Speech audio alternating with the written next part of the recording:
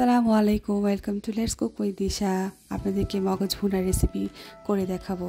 তার জন্য আমি এখানে একটা মগজ খুব সুন্দর করে ক্লিন করে নিয়েছি, রগগুলো ছাড়িয়ে নিয়েছি। এখন আমি এটাতে 1 চা চামচ জিরা গুঁড়া অ্যাড করে দিলাম। জিরা গুঁড়াটা দিয়ে আমি এটাকে খুব সুন্দর করে মাখিয়ে নিব। এভাবে মাখিয়ে নিলে মগজের মধ্যে কোনো প্রকার দুর্গন্ধ থাকে না এবং খেতেও খুব সুস্বাদু হয়। আর এটাকে আমি এখন ভালো করে মাখিয়ে একটু ফেটিয়ে নিব। ভালো করে ফেটিয়ে এটাকে মিক্স করে নিচ্ছি। অনেকে ব্লেন্ডারে করে থাকে, ব্লেন্ডারে করাটা কিন্তু ঠিক না, এভাবে হাতে করলেই ভালো। এখানে আমি তেলে পেঁয়াজটা ভেজে নিয়ে এখানে 5 টুকরা এলাচ, 2 টুকরা দারচিনি এবং একটি তেজপাতা দিয়েছি। এগুলোকে আমি হালকা বাদামি করে ভেজে নিব। তারপর দিয়ে দিব পেঁয়াজ বাটা, 1 টেবিল চামচ পেঁয়াজ বাটা দিয়েছি। এটাকে হালকা একটু ভেজে নিব। তারপর এখানে 1 টেবিল চামচ আদা রসুন বাটা অ্যাড করে দিব। আদা রসুন বাটাটা দেওয়ার পরে খুব সুন্দর করে ভেজে নিতে হবে। কোনো প্রকার কাঁচা গন্ধ যেন না রয়ে যায়, একটু সময় নিয়ে সুন্দর করে ভেজে নিতে হবে। তারপর আমি এখানে অ্যাড করে দিব 1 চা চামচ লাল মরিচ গুঁড়া এবং 1.25 চামচ হলুদ গুঁড়া। এখানে আমি আর বাড়তিভাবে দারচিনি আর কোনো রকমের পাউডার বা জিরা গুঁড়া, ধনিয়া গুঁড়া এগুলো অ্যাড করছি না।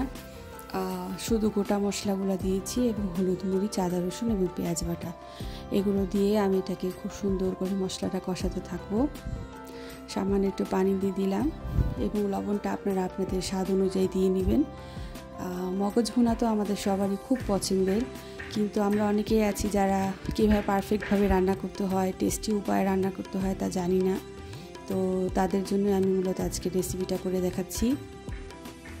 দেখতে পাচ্ছেন মশলাটা ভুনা কিন্তু হয়ে গেছে, তেল ভেসে এসেছে। এখন আমি এখানে মগজগুলো দিয়ে দিলাম। মগজগুলো দিয়ে আমাদের এখানে আর কোনো কিছুই করার নেই, জাস্ট ভুনতে থাকতে হবে। এর মাঝে আমার একটা ক্লিপ মিস হয়ে গেছে। আমি এখানে 1/2 কাপ পানি অ্যাড করেছিলাম, যেটা পরবর্তীতে আমি একেবারে শুকিয়ে ফেলেছি, ড্রাই করে ফেলেছি। এখন আমাদের আর কোনো কিছু করতে হবে না, ভুনতে থাকবো। এখানে অনেকগুলো কাঁচামরিচ দিয়ে দিয়েছি, এগুলো কিন্তু পারফেক্টলি আমাদের মগজটা ভুনতে ভুনতে একেবারে মিশে যাবে। খেতে খুব ভালো লাগে। আপনারা আমার রেসিপিটি ফলো করে একবার হলেও ট্রাই করে দেখবেন, আমার এটা রিকোয়েস্ট রইল। এখানে আমি তেল ভেসে এসেছে, আমার রান্না কিন্তু প্রায় কমপ্লিট। আমার রান্না করতে অনেক সময় লেগেছে, অত সময় তো আমি লং টাইম ভিডিওটা করতে পারছি না, তো শর্টকাটে আপনাদেরকে দেখালাম। এখানে আমি জিরা টেলে, আস্ত জিরাটাকে টেলে পাউডারটা নিয়ে নিচ্ছি, ছাঁকনির সাহায্যে ছেঁকে নিলাম। চালগুলোকে ফেলে দিব, এগুলোতে কোনো প্রয়োজন নেই, শুধু শুধু মুখে বাজে, খেতে খারাপ লাগে। তো পাউডারটা নিয়ে আমি এখানে অ্যাড করে দিয়েছি। আপনারা চাইলে এই পর্যায়ে একটু সামান্য গরম মশলা পাউডার ইউজ করতে পারেন যদি আপনাদের ভালো লাগে। আমি আর কিছুই অ্যাড করছি না।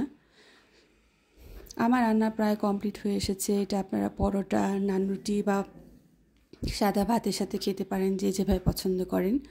আমার কাছে অবশ্য গরম ভাত দিয়ে খেতে বেশি ভালো লাগে। দেখতেই পাচ্ছেন আমার মগজ ভুনা প্রায় রেসিপি কমপ্লিট হয়ে গেছে। তো এখানে আমি কাঁচামরিচ দিয়ে দিলাম ঘ্রাণের জন্য। কাঁচামরিচটা দিলে খুব সুন্দর একটা ঘ্রাণ আসে, খেতে ভালো লাগে। এই তো আমার রান্না কমপ্লিট।